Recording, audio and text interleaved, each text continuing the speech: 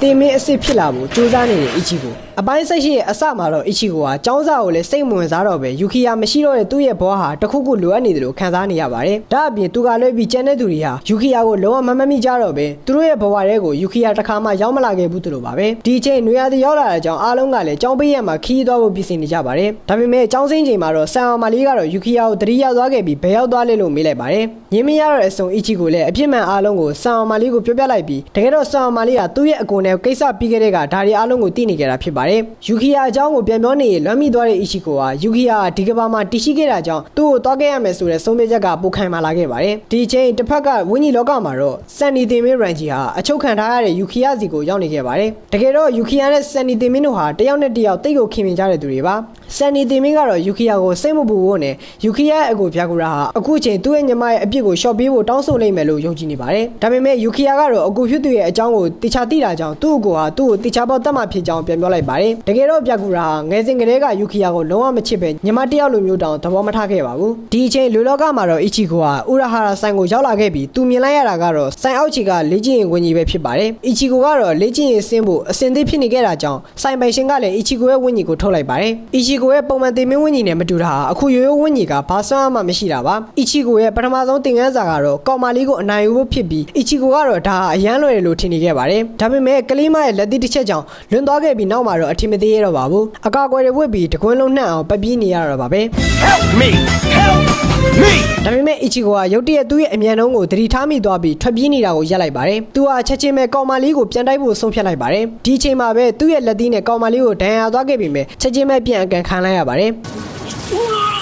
ဆိုင်ရှင်ကလည်းပထမဆုံးသင်ခန်းစာပြီးသွားပြီဖြစ်ကြောင်းနဲ့အီချီကိုကစိတ်ဆွမ်းအားပြန်ယူရမှာအောင်မြင်သွားပြီဖြစ်ကြောင်းပြောလိုက်ပါတယ်။အဲ့ဒီနောက်ချက်ချင်းပဲသင်ခန်းစာကိုအဆင့်တက်ဖို့အချိန်ရောက်နေပြီဖြစ်ကြောင်းကိုပြောပြလိုက်ပါတယ်။ဒီအချိန်တစ်ဖက်မှာတော့ဆန်အောင်မလေးနဲ့လူကောင်ကြီးတို့ဟာအတူတူရှိနေခဲ့ပါတယ်။သူတို့ရဲ့ရှေ့မှာတော့ကြောင်နဲ့တကောင်ရှိနေခဲ့ပြီးကြောင်ဟာလူစကားပြောနေတာကြောင့်လူကောင်ကြီးတို့လည်းအောင်းနေကြပါတယ်။ကြောင်မလေးဟာအီချီကိုကဝင်းကြီးလောကကိုတွားဖို့ပြင်ဆင်နေပြီဖြစ်ကြောင်းနဲ့တကယ်လို့ဆန်အောင်မလေးနဲ့လူကောင်ကြီးတို့ကအီချီကိုကူညီပေးခြင်းရင်ပူပြီးတမလာရမှာလို့လည်းပြောလိုက်ပါတယ်။တကယ်လို့ဆုံးဖြတ်ပြီးရင်တော့သူကိုယ်တိုင်တင်မေးမှဖြစ်ကြောင်းကြောင်မလေးကထပ်ပြောလိုက်ပါတယ်။အကြောင်းစုံတည်သွားတဲ့လူကောင်ကြီးကလည်းလက်ခံလိုက်ပြီးမြဲဆန်အောင်မလေးကတော့ကြောက်နေခဲ့ပါတယ်။မကြခင်မှာတော့သူတို့ဟာရေတကွန်နားကိုရောက်လာခဲ့ပြီးအဲ့ဒီနေရာမှာတော့ယာရူလည်းရှိနေခဲ့ပါတယ်။လေ့ကျင့်မှုပြင်ဆင်နေတဲ့ယာရူလည်းလူကောင်ကြီးတို့အဖွဲ့ကိုတွေ့သွားတာကြောင့်အံ့ဩသွားခဲ့ပါတယ်။နောက်ပြီးလူစကားပြောနေတဲ့ကြောင်တကောင်ကိုပါတွေ့လိုက်ရပြီးအသားတွေပါတစ်ဆက်ဆက်တုံလာခဲ့ပါတယ်။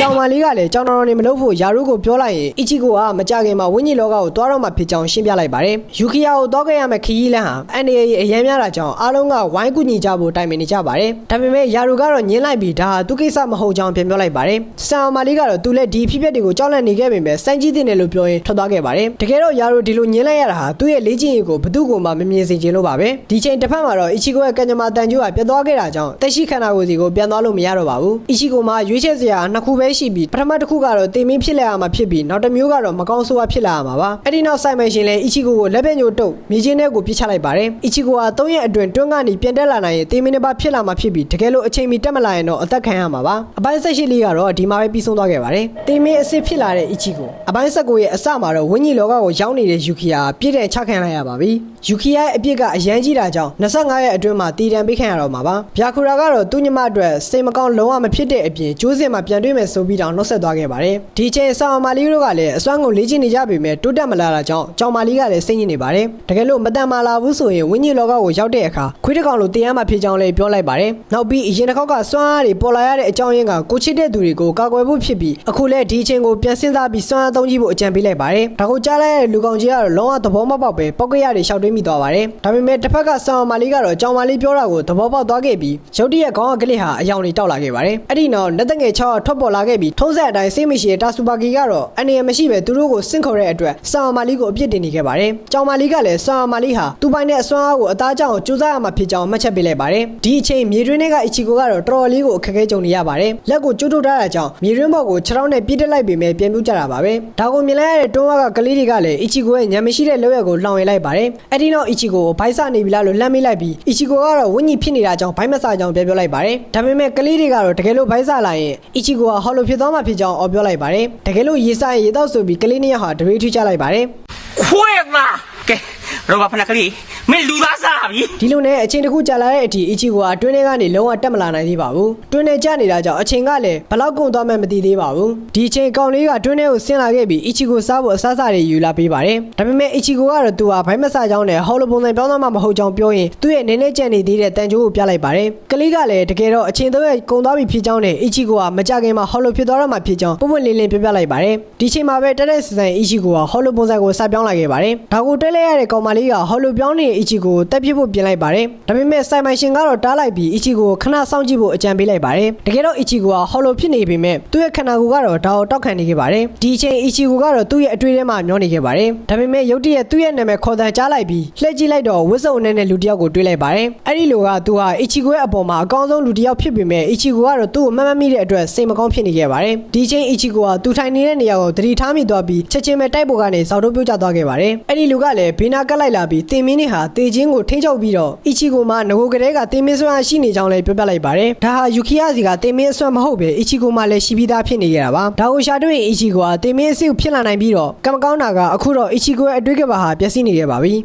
လီထဲမှာထောင်ထောင်ကြီးတဲ့တစ်တာတွေကနေတင်မင်းအဆွမ်းပါလာတဲ့တစ်တာကိုအမြန်ရှားမှဖြစ်ပြီးတွေ့သွားရင်တော့တင်မင်းဖြစ်လာမှာပါအီချီကိုကလည်းဘယ်လိုလုပ်ရမလဲမသိဖြစ်သွားပေမဲ့ရုတ်တရက်ယာရူပြောတဲ့စကားကိုမှတ်မိသွားပါတယ်တကယ်တော့တင်မင်းရဲ့ဝင်းကြီးကျော်ကအနီအောင်ဆိုတဲ့စကားပြပြီးအီချီကိုလည်းချက်ချင်းပဲအနီအောင်ဖဲချိုးကိုရှာလိုက်ပါတယ်မကြပါဘူးအီချီကိုလည်းတစ်တာအမှန်ကိုရှာတွေ့သွားခဲ့ပြီးအထဲမှာတော့ဓာတ်လိုက်ကင်တစ်ခုရှိနေခဲ့ပါတယ်ဒီချိန်အပြင်ဘက်မှာတော့အီချီကိုရဲ့မျက်နှာဟာဟော်လိုဖြစ်နေခဲ့ပြီးတကိုယ်လုံးကလည်းစွမ်းအားလိုက်နေဖြတ်ထွက်နေခဲ့ပါတယ်စွမ်းအားကပူပူကျန်းလာတာကြောင့်ဆက်ထိန်လို့မရတော့ပဲနောက်ဆုံးမှာတော့တင်းကြီးတစ်ခုလုံးပေါက်ထွက်သွားခဲ့ပြီးအီချီကိုလည်းအပေါ်တက်လာခဲ့ပါတယ်အားလုံးကလည်းအံ့ဩသွားကြပြီးဒီချိန်သူ့ကိုတွေးလိုက်ရတာဟာဟော်လိုကောင်းတဲ့တင်မင်းအီချီကိုပဲဖြစ်ပါတယ်အီချီကိုကလည်းသူ့ရဲ့မျက်နှာကဟော်လိုမျက်နှာဖုံးကိုခွာချလိုက်ပြီးစိုင်ပိုင်ရှင်ကတော့အီချီကိုအောင်မြင်သွားတဲ့အတွက်ဂုဏ်ယူနေခဲ့ပါတယ်အဲ့ဒီနောက်တင်ကန်းစာနံပါတ်3ကိုဆက်သွားကြဖို့ပြင်လိုက်ပြီးဒီတစ်ခါကတော့အီချီကိုကစိုင်ပိုင်ရှင်နဲ့တက်ခိုက်ရမှာပါအီချီကိုလည်းသူ့လက်ထက်ကတင်မင်းဓာတ်အကျိုးနဲ့စိုင်ပိုင်ရှင်ကိုတက်ခိုက်လိုက်တာကြောင့်အုတ်ထုတ်ကပြေးသွားခဲ့ပါတယ်စိုင်ပိုင်ရှင်လည်းအထာထားမနေတော့ပဲသူ့ရဲ့ဓာတ်ကိုဆွဲထုတ်လိုက်ရင်အပိုင်းဆက်ကူလေးကပြီးဆုံးသွားခဲ့ပါတယ်ဝခုတ်တမနဲ့ဝင်းကြီးလောကမှာသွားတောင်းချမ်းမဲ့အီချီကိုအပိုင်း20ရဲ့အစမှာတော့ဝင်းကြီးလောကစီကိုပြသထားပါတယ်ယူကီယာရဲ့ကိုပြကူရာအဆောင်ထဲကိုလမ်းလျှောက်လာနေခဲ့ပြီးရုတ်တရက်တင်မင်းနှစ်ပါးနဲ့တွေ့လိုက်ရပါတယ်တကယ်တော့ပြကူရာအဖွဲ့6ရဲ့ခေါင်းဆောင်ဖြစ်ပြီးတော့ကိုယ့်ရဲ့ညမအသက်ခံရတော့မှကိုတောင်း AACC ဖြစ်နေခဲ့ပါတယ်ဒီချိန်တခြားတင်မင်းနှစ်ပါးကလည်းပြကူရာစီကံအရန်လိုက်နာတာကြောင့်တင်မင်းရဲ့ဆံပြဖြစ်နေတာဖြစ်ကြောင်းရွှေပြောလိုက်ပါတယ်ဒါကိုကြားလိုက်ရတဲ့ပြကူရာကလည်းဒါမိသားစုကိစ္စဖြစ်တာကြောင့်ဝန်မပါဖို့ပြန်ပြောလိုက်ပါတယ်ဒီချိန်စပင်တောင်ကီနဲ့တင်မင်းဟာပြကူရာကိုရန်စားတဲ့စကားပြောလိုက်ပြီးယူကီယာရဲ့ခေါင်းကိုတက်ပြက်ခွင့်ရခြင်းကြောင့်လည်းပြောပြလိုက်ပါတယ်အဲ့ဒီနောက်ပြကူရာကလည်းမင်းကငါညမရဲ့ခေါင်းကိုဖျက်ရတဲ့အဆင်မရှိဘူးလို့ပြောလိုက်ပြီးနှစ်သားထိုက်ကြဖို့လုပ်ပါတယ်ဒါပေမဲ့တခြားတင်မင်းကစန်ထောင်ကီနဲ့ကောင်ကိုအတင်းဆွဲခေါ်လာခဲ့လို့ရံပွဲကတော့မဖြစ်ခဲ့ပါဘူးဒီအချိန်လူလောကမှာတော့အီချီကိုကစိုင်ပိုင်ရှင်ဥရာဟာရာနဲ့တိုက်ခိုက်နေခဲ့ပြီးဆိုင်ဟာကလေးတွေကတော့စိုင်ရှင်ဟာဓာတ်ကိုဆွဲထုတ်လိုက်ပြီးဖြစ်တာကြောင့်ပွဲကြီးပွဲကောင်ကြည့်ရတော့မှဆိုပြီးဝမ်းသာနေခဲ့ပါတယ်တိုက်ပွဲထဲမှာတော့အီချီကိုကစိုင်ပိုင်ရှင်ကင်ထားတဲ့ဓာတ်ပိန်လေးကိုချီကျူးနေခဲ့ပြီးစိုင်ရှင်ကအနောက်ကနေဓာတ်နဲ့လိုက်ခုံနေတာကြောင့်ထွက်ပြေးနေရပါတယ်ဒါပေမဲ့အီချီကိုကရုတ်တရက်စိုင်ပိုင်ရှင်ကင်ထားတဲ့ဓာတ်ဟာတင်မင်းဓာတ်မဖြစ်နိုင်လို့သူ့ကိုနာကျင်အောင်မလုပ်နိုင်ဘူးလို့တွေးပြီးအထင်သေးလိုက်ပါတယ်ကံမကောင်းတာကအဲ့ဒီအချိန်မှာပဲအီချီကိုကဓာတ်နဲ့အခုတ်ခံလိုက်ရပြီးစိုင်ပိုင်ရှင်ကတော့အဲ့ဒီဓာတ်ကိုတင်မင်းဓာတ်မဟုတ်ဘူးလို့ထင်နေတာမလားဆိုပြီးပြန်ပြောလိုက်ပါတယ်အဲ့ဒီနောက်ဒီဓာတ်ဟာတင်မင်းရဲ့လက်နဲ့ဖြစ်ကြောင်းပြောရင်ဓာတ်ရဲ့နာမည်ကိုခေါ်ပြလိုက်ပါတယ်